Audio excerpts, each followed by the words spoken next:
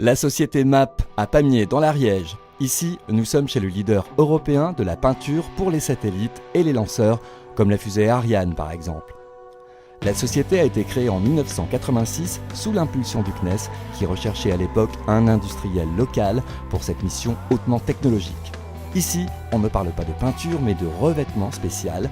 Pour le professionnel, la peinture, c'est de l'esthétique, un revêtement, c'est de la technologie. Essentiellement, ce sont des fonctions dites de contrôle thermique, c'est-à-dire que dans l'espace, au niveau des satellites, les échanges font par rayonnement. Donc à partir de là, ce qu'on peut appeler la teinte ou la couleur, finalement, qui n'en est pas une, puisqu'on va surtout parler de revêtements froids ou chauds, des revêtements blancs ou des revêtements noirs, qui participent finalement à la régulation thermique du satellite. Et en ce qui concerne les revêtements pour les lanceurs, il s'agit là aussi d'une dimension thermique, mais aussi d'une dimension électrique, dans le sens d'évacuer les charges électrostatiques créées par le frottement à l'air lors du lancement. Et le lancement commence ici, dans le service recherche, le quotidien du service, toujours améliorer les formulations des revêtements qui vont être envoyés dans l'espace. Les donneurs d'ordre sont aussi prestigieux que Thales ou Astrium. Stéphane possède un doctorat en chimie de l'université Paul Sabatier de Toulouse. Il faut sans cesse optimiser les solutions pour faire face à des conditions extrêmes. Ce sont des conditions très difficiles. On peut avoir, suivant l'exposition qu'on peut avoir par rapport au soleil, on peut avoir des chaleurs très intenses. Si on est caché de la face du soleil, c'est un froid très vif. Il y a aussi les radiations, les électrons, les radiations UV, les infrarouges, tous ces bombardements-là qu'il faut aussi prendre en compte.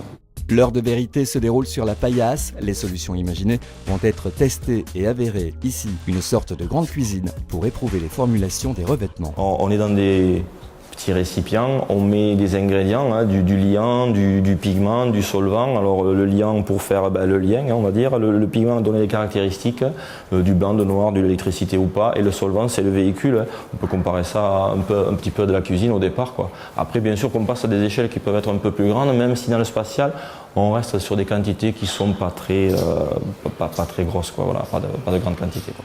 Et il s'agit en effet d'une cuisine chimique à la carte. Au-delà du gigantisme des lanceurs, il y a aussi de petites pièces à traiter. Petites et pourtant chacune d'elles peut valoir des centaines de milliers d'euros. Elles sont destinées aux satellites, à l'aéronautique et au médical. Elles sont peintes dans une salle ultra sécurisée de l'entreprise avec une précision diabolique. La formation, une formation longue et stricte, se déroule en interne. Pour être applicateur dans le domaine spatial, pour pouvoir appliquer toutes nos peintures, il faut compter à peu près 2 ans d'apprentissage. C'est surtout on va dire le coup de main qu'il faut avoir, c'est-à-dire qu'on applique des peintures et à force d'appliquer, on sait qu'au bout de tant de couches, on va avoir telle ou telle épaisseur. C'est une transmission de savoir et parce que ça s'apprend, on apprend tous les jours. La vente, le suivi des commandes, c'est le quotidien de Carole. Un parcours un peu atypique, un BTS tourisme et une maîtrise en langue étrangère appliquée. La formation spécifique au produit a été faite en interne. Son cursus universitaire reste un vrai plus, notamment avec la maîtrise de la langue de Shakespeare. Oui, principalement c'est de l'anglais. C'est la langue du secteur. Parce que même pour certains grands donneurs d'ordre français, ils vont demander des documents en anglais uniquement pour pouvoir les communiquer à l'échelle européenne en fait. Et au-delà du leadership européen déjà acquis, les ambitions de la société ariégeoise, c'est conquérir le marché américain.